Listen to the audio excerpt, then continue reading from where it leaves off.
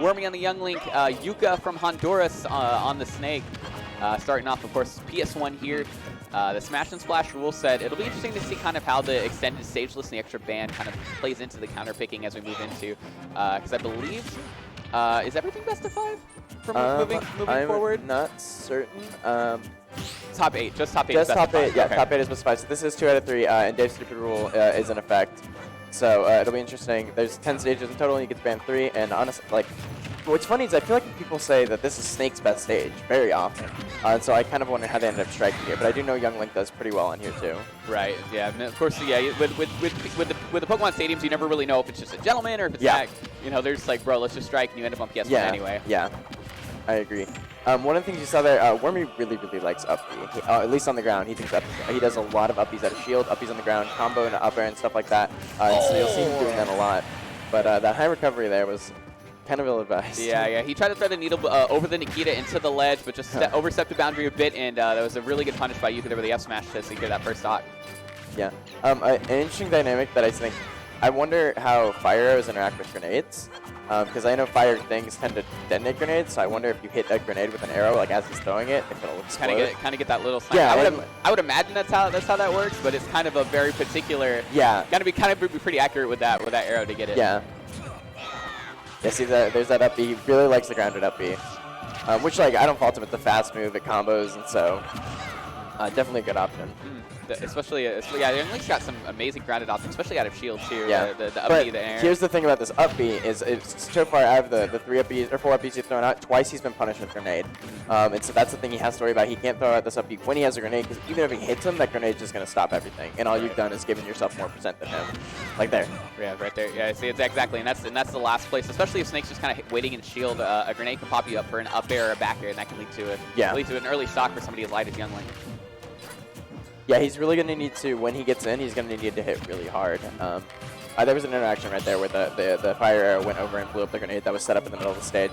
And it looked like it continued to go afterwards. So it kind of just pierces through the grenade and it travels just hits to the grenade and goes to Snake, which is pretty good. I think that's why he's favoriting this fire arrow so much. Gotcha. That was a really good pickup on the grab there by Yuka, spot dodging and then punishing with the up tilt for the stock. And now he's just got to kind of take his lead and run with it. That 66%, Young Link's really not going to get anything super early on him. So, and one of the things you got to look out for is like Snake's going to trade all the time. He's just always going to have a grenade in his hand, and with Wormy down like this, he can't really afford to take those trades, and so it's going to be hard getting in without trading. Right, yeah. And unfortunately, while Young Link does have some very fast, quick options, none of them are really going to be the kind of big hitboxy trade options that Snake's looking for. Yeah, that was a great wait on that spot dodge. He like rolled behind him, and he was waiting for an attack afterwards, and he delayed the forward smash and got him after the spot dodge. Right, this is a very quick adaptation by Wormy, knowing that earlier the spot dodge led to his death, so he was kind of waiting for it that time, kind of conditioned it, and was able to get the stock. Yeah, there's a ghost who uses the up out of shield as a punish there and gets a pretty solid percent off of it. Yeah. But down throw and gonna go for the tech chase. Good get up attack. God, that was that's so brutal. Just Snake like putting a small like 10-year-old boy. He's just putting him to sleep. Just putting him down. I know, he's like acting up in Walmart or something in the toy aisle. And honestly, like when you get posts down there, especially at like 120 or something, before it's guaranteed, but when he still has a lot of time to act, it's really scary. You're just like, I hope I don't pick the wrong option here. Right. Because while he, obviously 160 is the kind of the sweet spot for the confirmed up tilt, but even then a good read on the down smash. And I know even like F tilt, depending on the character, can confirm as well. Yeah. I think F tilt confirms earlier, but it doesn't kill as early as up tilt unless you're like near the ledge. Right. All right, this is looking really close. Wormy's gonna need to kill here, but what's really scary is he's an up tilt percent, and so Yuka now has this option that he can just kind of throw off. Wow. Lost track of the C4 there for just a split second. You gotta watch that at all times. Yeah, he thought he could land safely there, and Yuka was just like, "What are you doing?" Yeah, just there. Yeah. So game one gonna go to Yuka.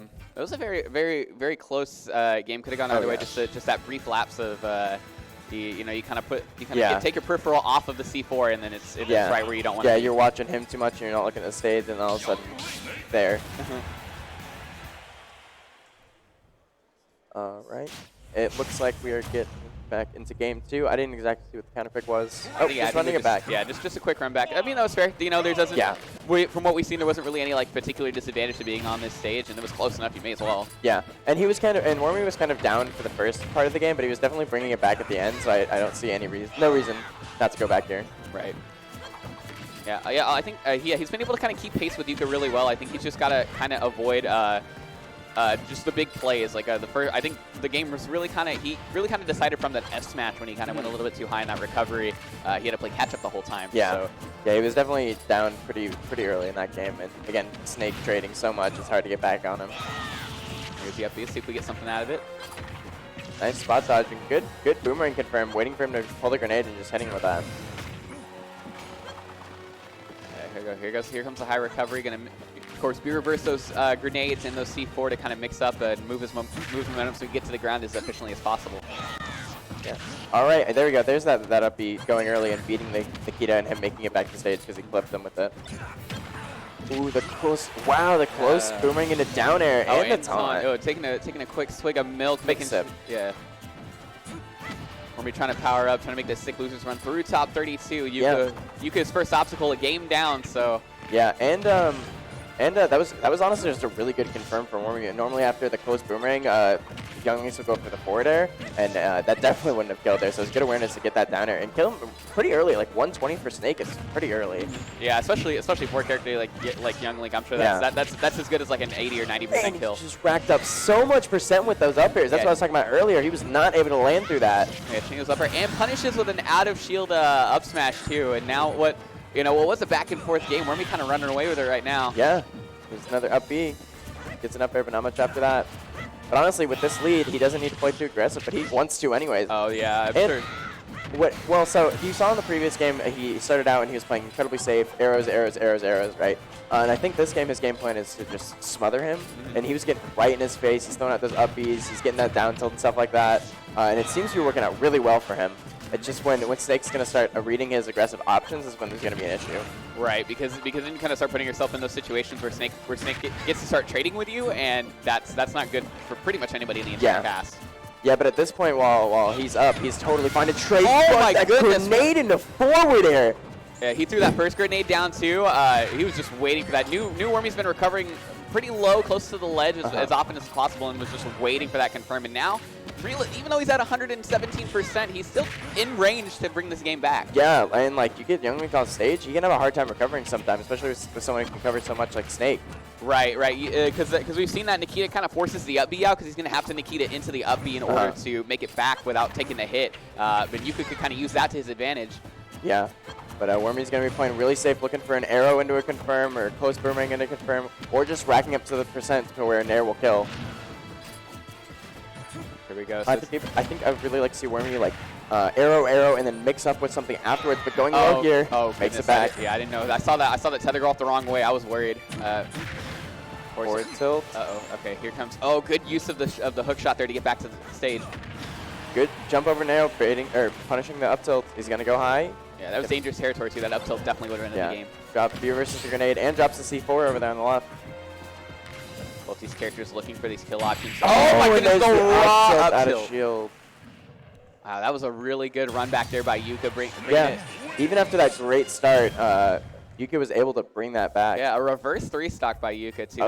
That all started. He was able to get that trade the first stock. That grenade into forward air was that really turned the tides into his favor, and momentum's such a. I always say momentum's such a big part in this game. You can if you can take you can get the ball rolling, kind of run with it. You can steamroll somebody you would otherwise have a very competitive match with. Yeah, and you saw like when Wormy had the momentum to push it really hard, and he was able to get a whole stock and then another like 110% on the next stock and all that. But then